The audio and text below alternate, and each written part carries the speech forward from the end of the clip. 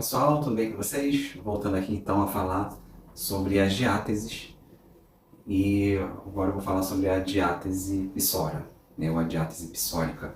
Como eu disse anteriormente no vídeo sobre as 4 diáteses, né, diáteses são os modos reacionais dos individuais, né?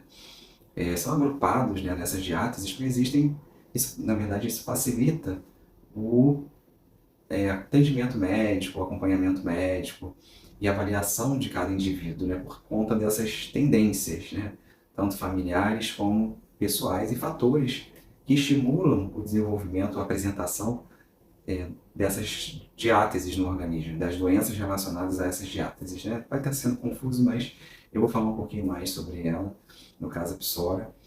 E lembrando que eu falei que era considerada a diátese como miasma, né? As pessoas classificavam como miasma, naquela época de 1800, enfim, caracterizavam como se fosse algo externo, um monstro de 4 cabeças, enfim, que atingiam as pessoas, acometiam os indivíduos e eles se tornavam doentes, né? E, na verdade, ao longo dos anos foi se verificando que não era isso.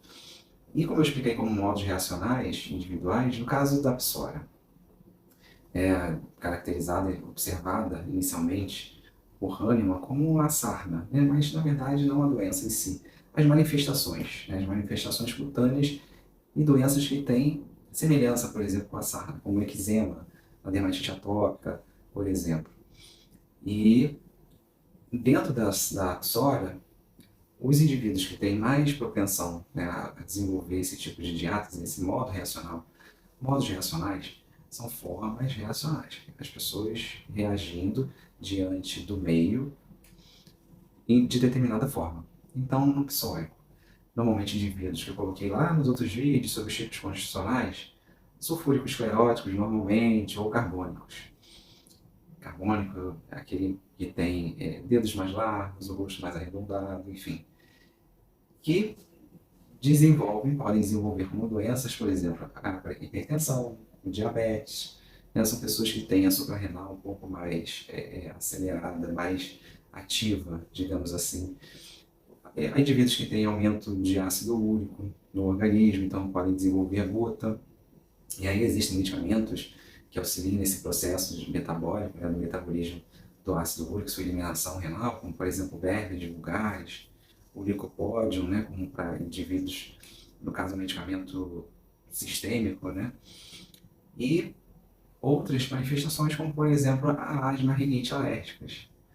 Nesse caso, a psora, a gente classificando ela, colocando essas diáteses dentro daquelas reações de hipersensibilidade, que são reações de indivíduos que têm alergias, né, que é uma hipersensibilidade, ou seja, diante de um fator externo, no caso, o contato com ácaro, o indivíduo tem uma reação anormal, uma reação além do que pessoas que não são alérgicas. Então ele produz uma quantidade de defesas de uma forma exagerada para atacar logo e resolver, né, e voltar ao equilíbrio. Mas isso acaba levando a sintomas, manifestações. Por exemplo, na asma alérgica, em contato com os ácaros, em contato com epitélios de animais, como eu falei num vídeo sobre alergia a pelo de animal, e que na verdade não é exatamente ao pelo. Enfim, aos alérgicos o indivíduo tem manifestações. A asma entra em crise de bronquite, de asma, em contato com esses alérgicos, crise de rinite, rinoconjuntivite, que é nariz e olhos, né? Coceira nos olhos, coceira na garganta, espirros, aquela coriza que é uma clarinha de ovo que sai pelo nariz. Enfim, essas são algumas doenças comuns aos indivíduos que possuem como modo reacional principal a psora. Como eu expliquei no primeiro vídeo, que eu falei das 4 diáteses, né? Elas podem estar associadas, né? Uma psora associada ao tuberculinismo, ou à psicose, ao cefalinismo, e existem as interações diatésicas, que chamamos. Uma diátese se sobrepondo à outra, manifesta uma doença, resolvida essa doença, ela retorna. Né? Ou uma psora que está levando ao quadro tuberculínico. Enfim, por conta desse aumento de GE, esse aumento secretivo, mas esse tuberculinismo já existia nesse indivíduo. É um tema um pouco complicado, tá? Pessoal, não fiquem preocupados. Essa é só uma informação para vocês. ajudando na questão do raciocínio homeopático, por que esses nomes tão diferentes, Psora, nossa. Mas são importantes para o homeopata e para ajudar vocês a entenderem como é que é o nosso raciocínio em relação a, ao indivíduo. Quando você chega e faz uma queixa sobre alguma determinada situação, algum quadro, naturalmente vamos encaixando e associando com determinados grupos, tanto quanto, como eu falei, dos tipos constitucionais, se é uma psora, se é uma psicose. Isso vai ajudando a gente a pensar nos medicamentos principais para atuar.